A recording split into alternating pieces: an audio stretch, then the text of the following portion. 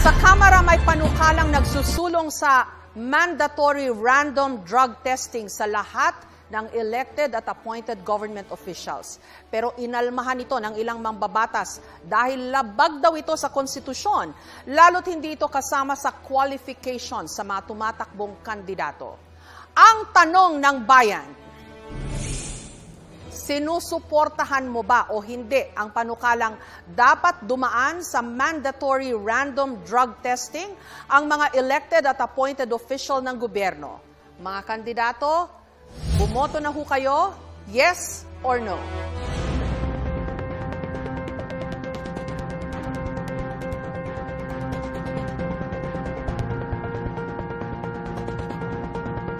Dalawang abogado naman ang magtatapatan, sina Attorney Vic Rodriguez at Attorney Luke Espiritu.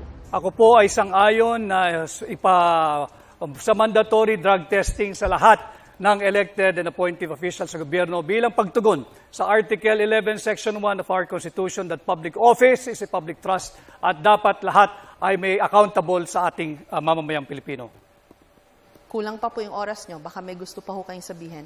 At yun nga po aking isinususog din, yung Dangerous Drugs Board Resolution number 13 Series of 2018 na nagpapahintulot na i-undergo sa drug test ang mga elected officials. Okay. Pakinggan po naman natin ang posisyon ni Attorney Luke Espiritu. Ang pagsugpo sa droga, hindi yan magic formula para sulbahin ang lahat ng kabulukan sa gobyerno. Diyan na naman tayo, ginagamit na naman natin ang droga bilang pinagkakasya natin ang problema ng buong bayan na yan ang magiging problema. Yan ay tukhang mentality ni Duterte. Kaya yan lumalabas dahil aminin na natin, nagbabanggaan si Marcos at si Duterte pinaparatangan niya si Marcos na bangag. Kaya meron tayong mga mandatory drug testing na ganyan. Sawang-sawa na ang taong bayan sa bangayan ng Marcos at Duterte. Pag-usapan niyo yung tunay na issue sa kahirapan, hindi yung mga droga-droga na yan.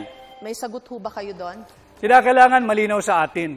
Bakit ang mga security guard bago ma-hire sa trabaho, kinakailangan sumailalim sa drug testing? Ang pagiging opisyal ng gobyerno, ikaw ay humihipo ng pera ng mamamayang Pilipino. Higit na mataas dapat ang standard natin sa mga naglilingkod sa gobyerno. Attorney Espiritu? Bakit hindi tayo magkaroon ng competency test, integrity test, honesty test, at mahigit sa lahat, pro-masa test? Dahil yun ang mas importanteng mga issue sa ating bansa. Yan ba yung bangayan ni Marcos at ni Duterte? Yan ba may kinalaman yan sa sahod na hindi nakabubuhay ngayon? Yan ba may kinalaman sa kontraktualisasyon na nagpapahirap sa ating mga manggagawa? Yan ba may kinalaman sa kahirapan? Yan ba may kinalaman sa presyo ng mga bilihin? At yan ang mga nararamdaman ng taong bayan sa ngayon, hindi yung bangayang Marcos at Duterte. Ang usaping droga ay hindi bangayan ng dalawang nagbabangga ang pamilya sa politika.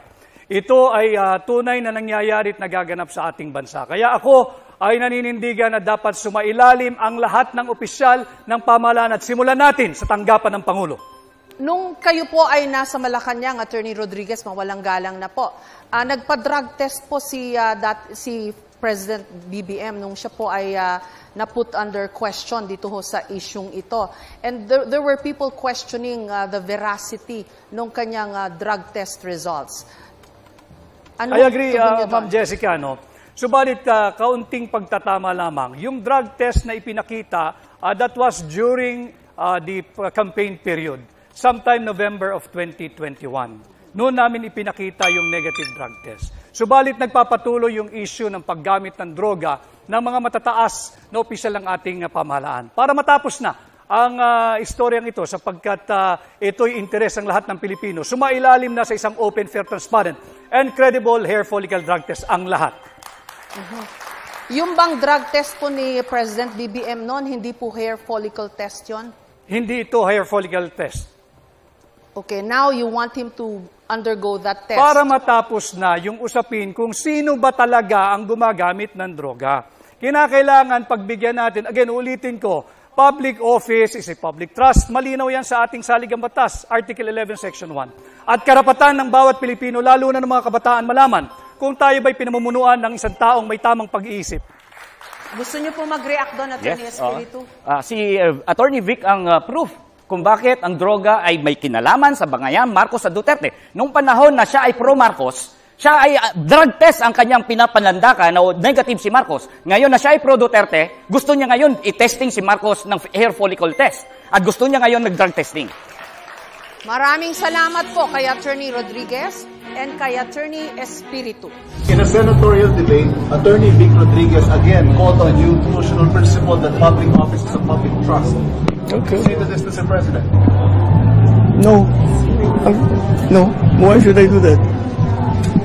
That's what is a public trust, public office, public has nothing to do with the follicle test, please. There's no, wala namang connection ng sinasabi na. He's always had that weakness every time when he was still working for me.